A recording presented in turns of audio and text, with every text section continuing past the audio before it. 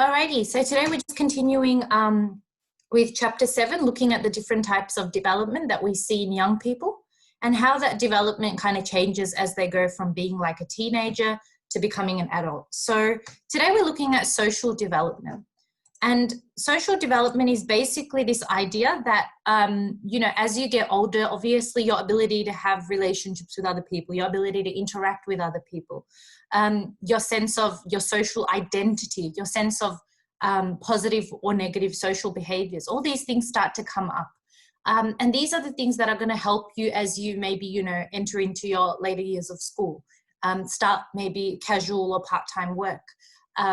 Go into becoming a more mature and responsible daughter, son, sibling, whatever. Okay, so all of these things are connected to this idea of social development. So how do we define social development? Well, social development is mainly talking about how our ability to develop and to basically interact with other people and to form relationships with other people actually increases in complexity. In other words, we're saying that our ability to do all these social behaviors and engage in all these social kind of responsibilities actually becomes a little bit more matured. Okay, you're able to do it to a more mature extent than when you were a little bit younger. Okay, so when we say increasing in complexity, another word for that could be matured. Now, social development, like I said in the previous slide, it's reflected by 4 main changes, and those are the changes we're going to look at today. Social behavior, so you learn what kind of social behavior is right or wrong. You learn basic social etiquettes. For example, if you're walking through a door and someone's coming right behind you, a lot of the time you might learn to hold the door for the other person.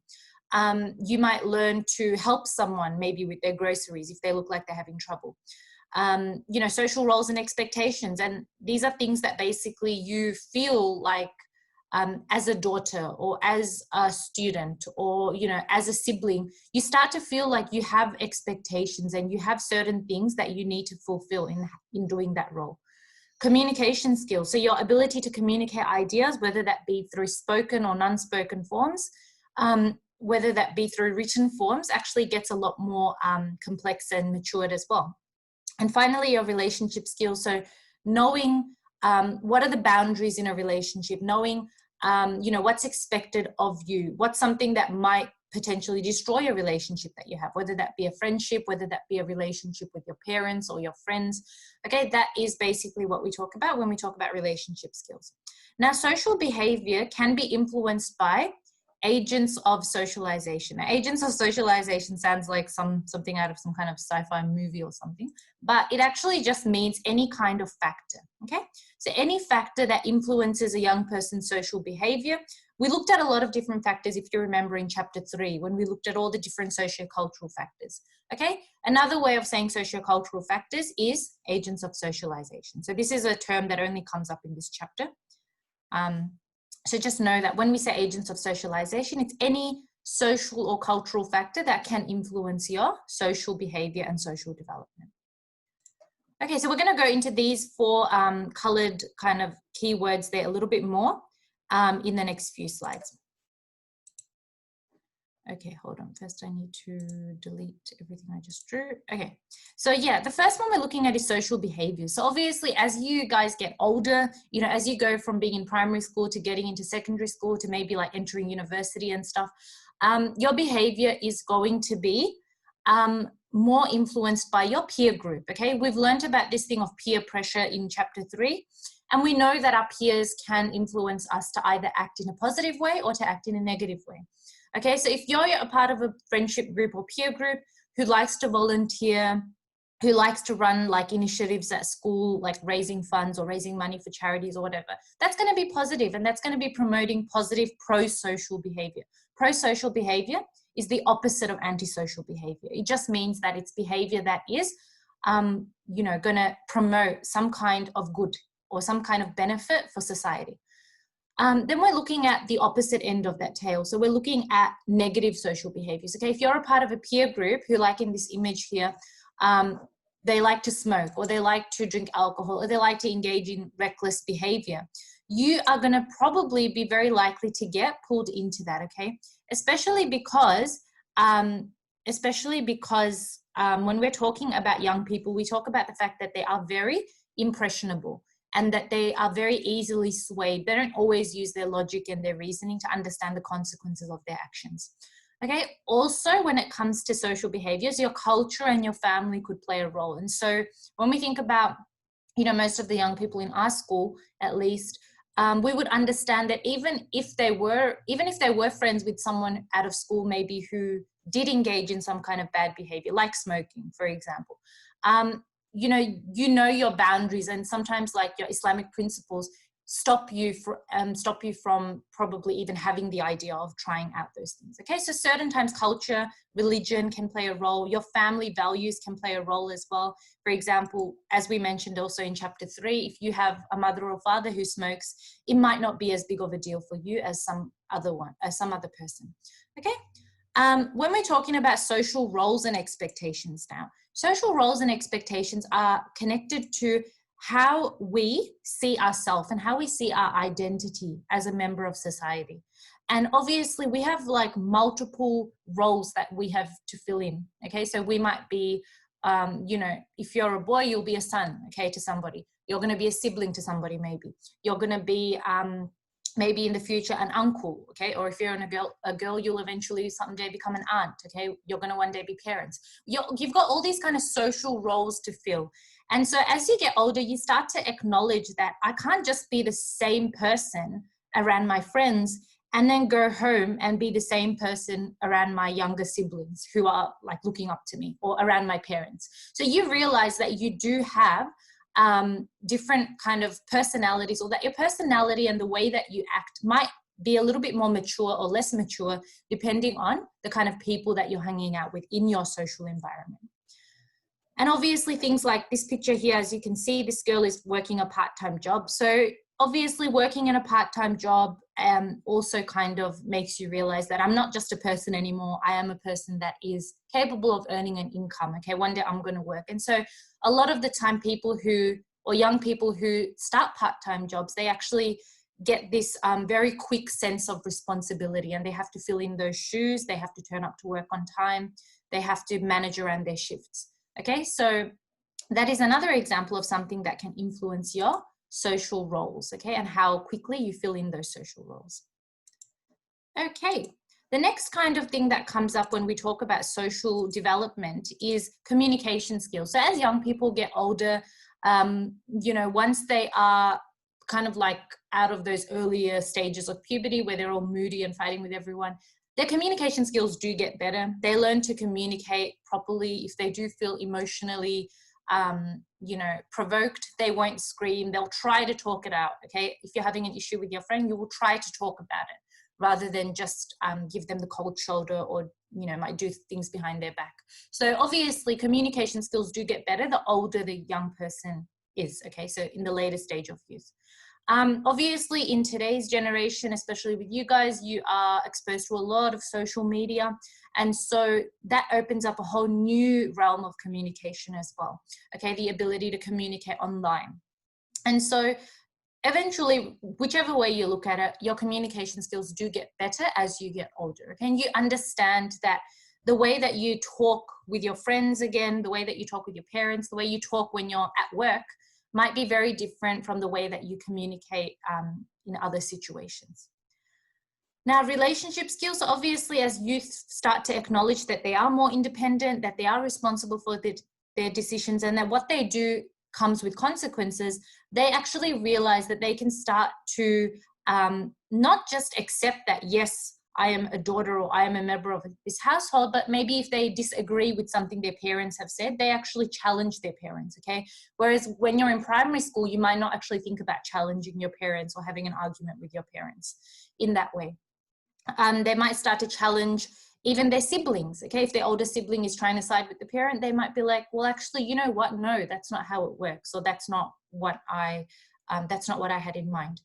Now, obviously, as you're getting older and as you're changing socially, your mindsets can also change as well, okay? And a lot of the time, when you start to get older, you might realize that a friend that you had in, I don't know, let's say primary school, that you don't want to hang out with them anymore because you feel like you've grown apart, or you feel like you've just grown up in different ways. Okay, it doesn't always happen, but that's just one example of you know, a person understanding or coming to the realization that not everyone else around them has the same ideas or mindset or attitude as themselves. And again, that is a part of our social development as well. This is a data analysis question, which I will get you guys to do probably in the online session. I'm sorry, offline session next period. So just come back to this in the PowerPoint and give it a try. And you can send through your responses to me through email. Yeah, so just give this one a go. It's a good practice data analysis then. Alrighty, so now we're going on to emotional development and looking at the different ways in which people, or in which young people, emotionally develop as they move from their youth stage to the adulthood stage. Now, emotional development in like a little concept map kind of form is basically about developing self-concept, which is the view of your own self-reflection, how you see yourself. Emotional development obviously is about being able to experience a full range of emotions, being able to express and control those emotions and communicate those emotions in a healthy way rather than a toxic way. And being able to build resilience. Okay, so resilience we have learnt about in the definition of emotional health and well-being in chapter 1. So resilience is basically being able to bounce back from a negative or stressful event and come back to a state of normal functioning. Alrighty, so before we look into those 4 key concepts of emotional development, let's have a quick look at what emotional development is actually defined as. So emotional development is basically referring to or focusing on an individual's ability to experience the full range of emotions, as well as how they express those emotions in an appropriate and healthy way. Okay, so that's basically what emotional development is about. Now, as we said before, emotional development is reflected in these 4 key skills, which we are going to look a little bit more in a detailed way in the next few slides.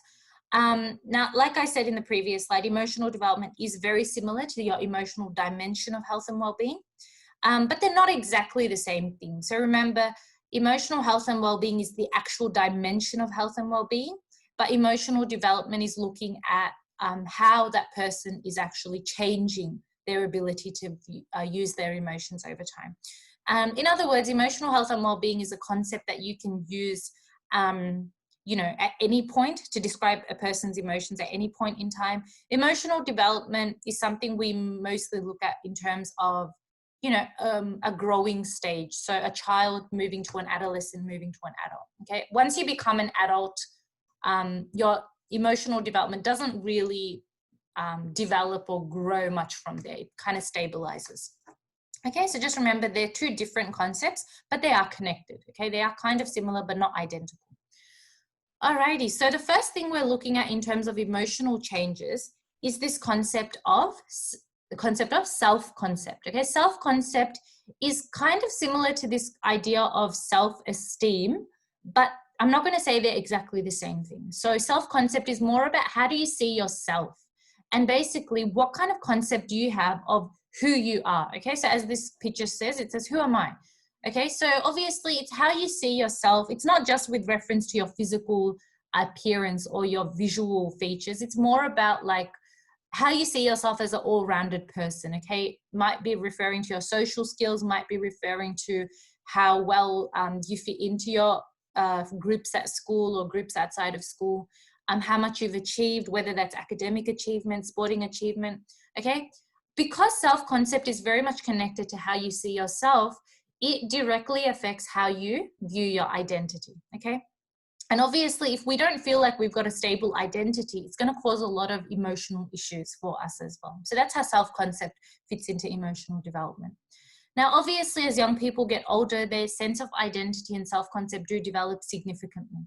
And so one of the main kind of crises that young people experience in the stages of about age 12 to age 18 is this idea of who am I? Okay, so it's like identity versus role confusion. Who am I? Am I the person that I want to be, or am I just a fake? Am I just a phony? Am I just following the crowd? So that's what young people's self-concept is all about. Now, if you're satisfied with who you've become, if you don't feel like you're just a clone of somebody else, or you're just following somebody else, you are going to enter your adulthood with a good sense of pride, with a sense that, even when people, even when people were trying to tell me to change, I stuck to my roots and I stayed true to who I was. So that's basically what self-concept is. This idea that you are your own person.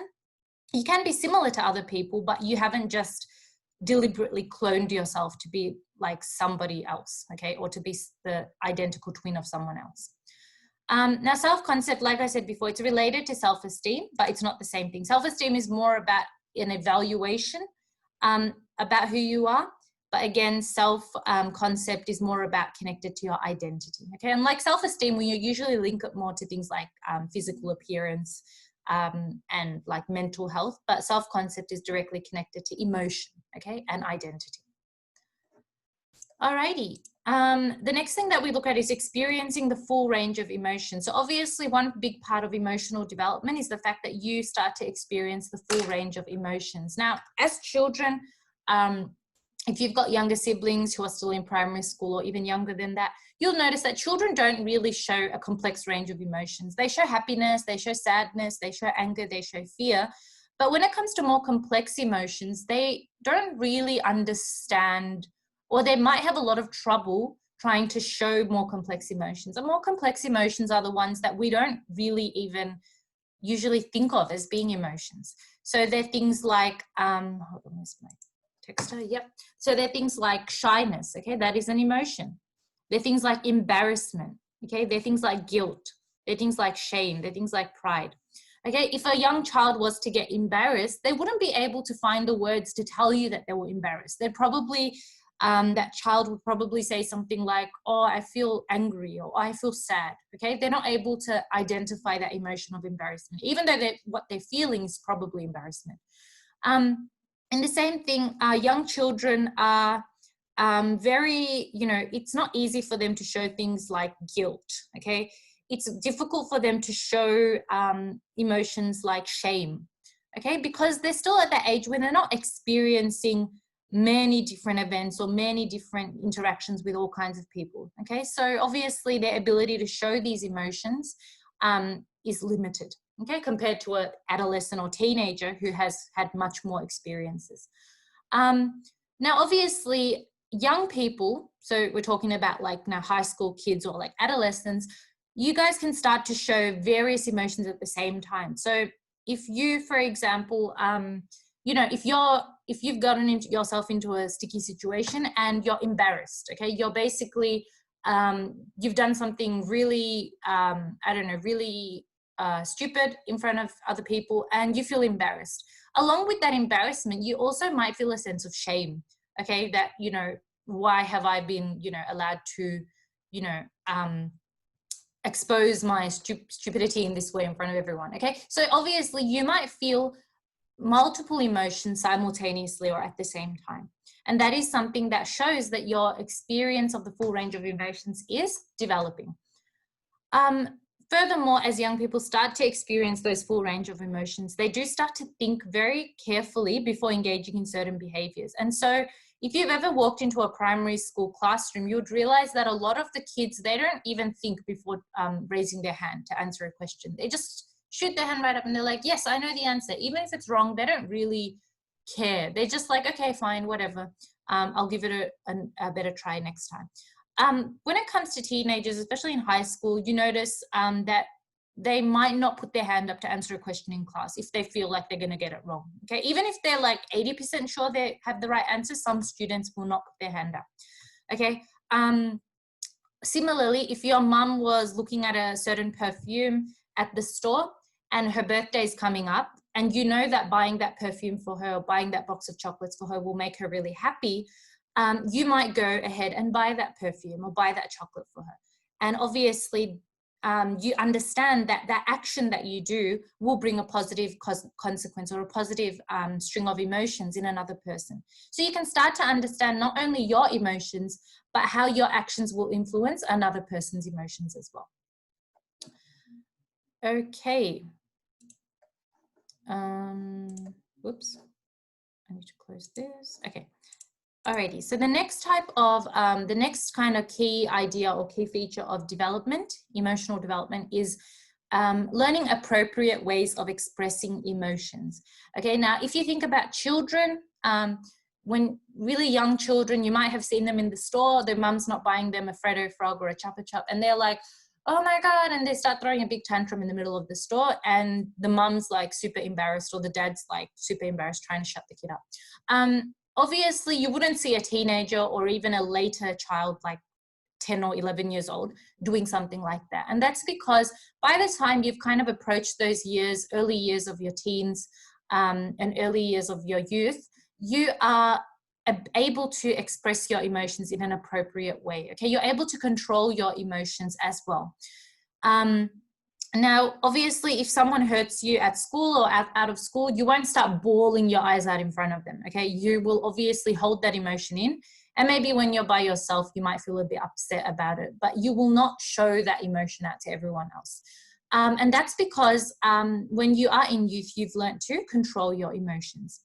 Now, certain emotions can be expressed in different ways as the young person gets older, okay? And these are additional emotions that we see expressed a little bit more explicitly in young people compared to children.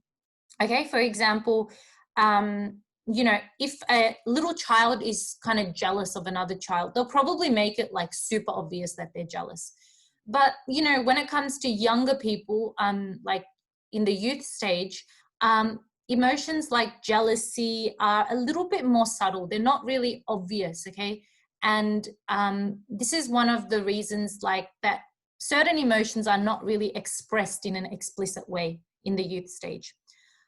Now, it's important to remember that certain negative emotions or emotions that do get a negative rep, like jealousy, like guilt, they can actually drive young people to do good and to actually become productive. So to give you an example, if I'm feeling guilty that my little sibling got into trouble for something I did, I might actually go out and take my younger sibling to the park and let my mum rest at home.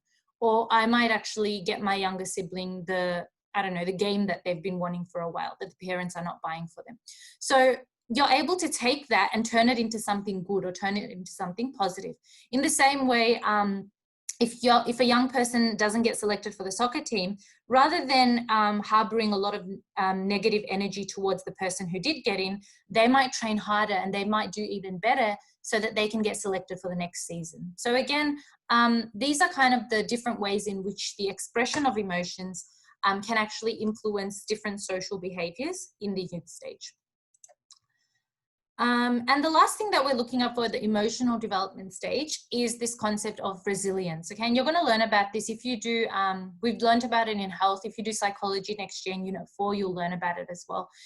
Resilience is basically the ability to effectively deal with or manage any kind of negative or stressful event that occurs to you in life. And it's basically your ability to bounce back. Okay, so it's your ability to say that, yes, this too shall pass. Okay, so you do feel a bit sad, you do feel a bit upset about what happened to you, but you don't allow it to bog you down and to get you down for the rest of your life. You do realize that, no, I still have to live my life. I do have to get past this. I can acknowledge that, yeah, it's still troubling me, but it doesn't mean I have to take the entire term off school. It doesn't mean that I have to miss all my shifts at work. I can still be a functioning person and live with this thing that I have gone through. Okay, so obviously, as a young person gets older, you realize it's a lot more easier for them to deal with stressful events. And this is because adolescents usually have wider social circles where people can give them that social support. Adolescents also get this skill of being able to use positive self-talk. So looking on the bright side, thinking optimistically. These are things that little kids don't usually have, skills that they don't have. It's also another example of how this might be different, how resilience might not be seen in children, but would be seen in teenagers is like, you know, if you've got a pet, a childhood pet that passes away, or someone close to the family who passes away, parents are always concerned about how they're going to break it to the younger children in the family. But when it comes to the teenagers, they're at that point where they already understand that, you know, everyone is going to die one day and that it's something we have to accept in life. So it's easier for the older the older child or for the person who's maybe in high school to understand that. But for a child who's still in primary school or in kindergarten, it's a lot more difficult for them to understand that. And so resilience and the building of resilience actually highlights one key step of young people becoming more emotionally independent as they approach that entrance into kind of adulthood stage.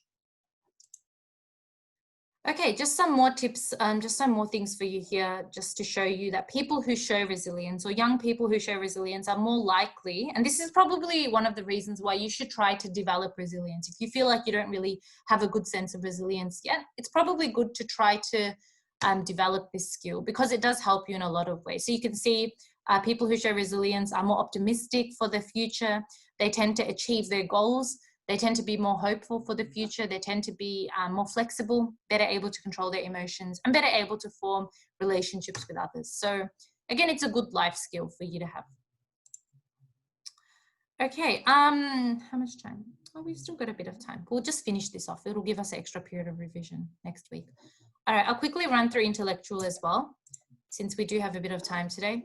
Intellectual development is basically all about how our brains develop, okay? How our ability to like engage in mental processes, engage in cognitive functioning, how we think, how we memorize information, how we speak, okay? How we develop knowledge. All that kind of stuff comes under intellectual development. So who are you as an intellectual being, in other words? Now, when we talk about intellectual development, we're talking about complexity or maturation of processes in the brain. And examples are thought, knowledge, and memory. Now, obviously, as you get older, your brain is getting bigger and growing as well. And so intellectual development is the key kind of by-process that occurs as your brain gets bigger, as your brain gets more matured and more capable of doing more complex tasks. Now, intellectual development is obviously important for youth, but we're not going to say that it stops, okay? Obviously, even after you've become an adult, even when you're in your 30s or 40s, you can still go to university, learn new things. So intellectual development doesn't really stop or stabilize in adulthood. It's something you can always build upon, okay? You can always become a little bit more, intellectual, as they would say. Alrighty, so the few changes that occur: knowledge and memory. Simply put, as you get older, the kind of knowledge that you're exposed to gets more complex, okay? The kind of stuff you learn about in primary school, like 3 fish plus 1 fish equals 4, is very basic. Obviously, as you get into year 12 or university level, you're doing more complex scientific inquiries. You're doing pracs in labs. You're doing experiments, okay? You're looking at complex maths problems, okay? Where you don't need to visually represent numbers anymore. It's all in your head. You're using formulas, okay? That's basically talking about the complexity of knowledge that you're exposed to. As you go from your younger years to your adulthood and to your, later teenage years, you'd realize that your memory abilities also increase. So the amount of information that you can take in and remember is enhanced. And a lot of you would have found that this year as well, when you realize that the content you're doing in VCE, it's a lot more elaborate and detailed compared to the content you might have done in year 8 or year 9, okay? And so your memory skills are also going to increase because obviously all of your brains are still growing and they're still developing, okay? And will continue to develop until you're about 25 years of age. Language, so obviously little children don't really know how to say proper words. They just use baby language. But as you get older, obviously you're learning more and more words. In your teenage years, your vocabulary increases a lot compared to primary school, okay? And now obviously, even you might hear somebody saying a sentence, and even though you've never learned a word in that sentence before, you might know what that word means, even though you've never used it in your own writing in essays, or even though you've never read it in a book yourself. Just by being exposed to language as you're getting older and as you go through life, you just know what it means, okay? As infants, obviously, infants don't understand language, but as you get older and older, you learn to differentiate between sounds. You pick up words or vocabulary from small videos that you've watched, from things that your parents might have said, or your teachers might have said, or your friends might have said. Okay, in passing, you pick up those words, and those words get stored in your memory. And you start to even maybe later on use them in your language. Now, obviously, our ability to form proper complex sentences actually gets better as we get older as well, which is why, you know, in high school, a lot of people take part in debating, okay? They take part in public speaking, are able to argue their points at length using very complex and articulate kind of sentences there. Also, your ability to speak languages can further develop as well. So some youth learn a new language in high school, and obviously it's a good stage or a good time to be learning a new language, because again, your brain is still developing there, and the frontal lobe is still maturing and still kind of building itself up. Okay, thought patterns and problem solving. So when we're talking about intellectual changes as young people move to adulthood, your ability to think obviously becomes a lot more complex. Your ability to solve problems becomes a lot more complex.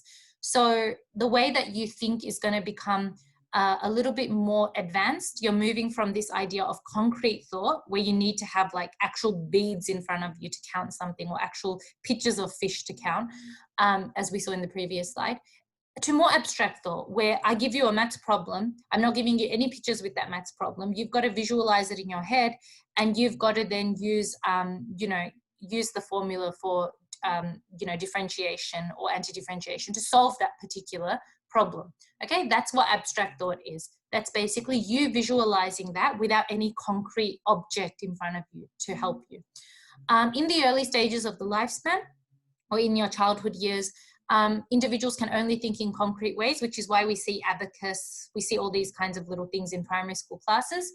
And children usually count on their hands because it's easier for them. Sorry, count on their fingers because it's easier for them, and use flashcards and counters and all that stuff.